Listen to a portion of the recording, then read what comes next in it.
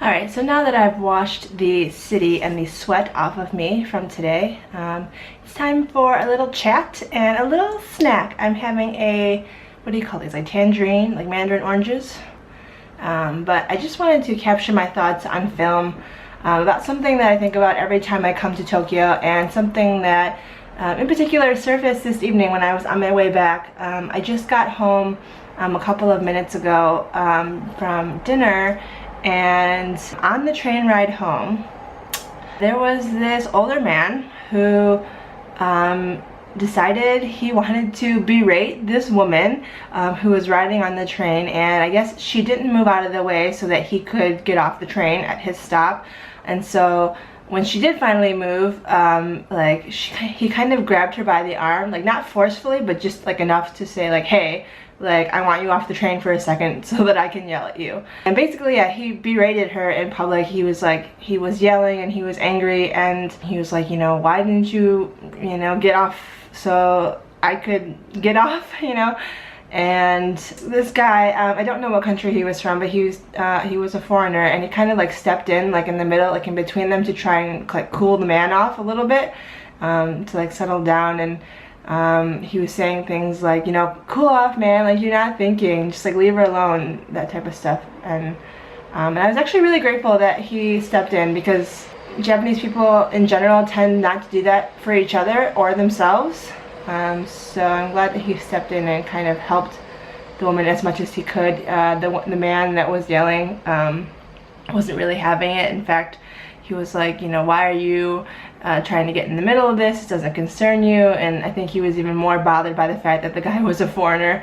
It was just really interesting. I think, for those of you who have never been to Japan or don't know a lot about Japan, their work culture is very, very strict. I mean, most people in the company usually work really long hours, like late into the night, because it's considered rude to leave the office before your boss does, or before like the people who are higher up than you do. And so that means that usually like a lot of late nights, and even if you've already finished your work, you might just be sitting in the office doing mindless stuff until like the people above you like leave. And that could be 11 p.m., 12 a.m., like the early hours of the morning. And in general, like in public, Japanese people are like trained to be like very prim and proper and poised, and you're not supposed to show emotion in public. And hold on, I'm just gonna eat one.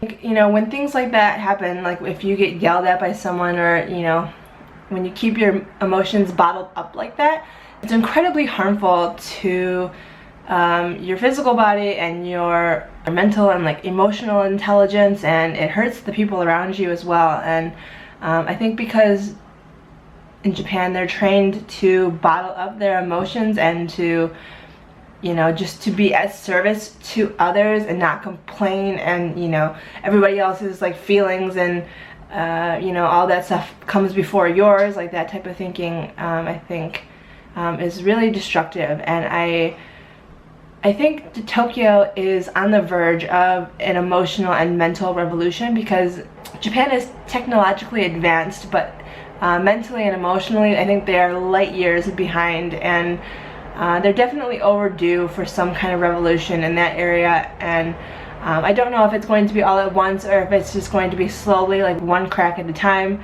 But I think foreigners, who choose to come live and work in Japan, are playing such a pivotal role in the way that, especially like younger generations, like the way that they think and the way that they behave. And I think the younger generations are much more open-minded. I mean, they're still, trained to be Japanese, to be proper, prim and poised, but they're definitely more open-minded, a little bit more outgoing and comfortable and confident. And it's nice to see that. It's nice to see that, at least in Tokyo anyway, that they're opening up a little bit. And by a little bit I really mean like a little bit. Whenever the revolution, or whenever that does erupt, I think it's going to be very messy, it's going to be very nasty, it's going to be maybe even more destructive than keeping the emotions bottled up, simply because they don't know how to express their emotions the right way, or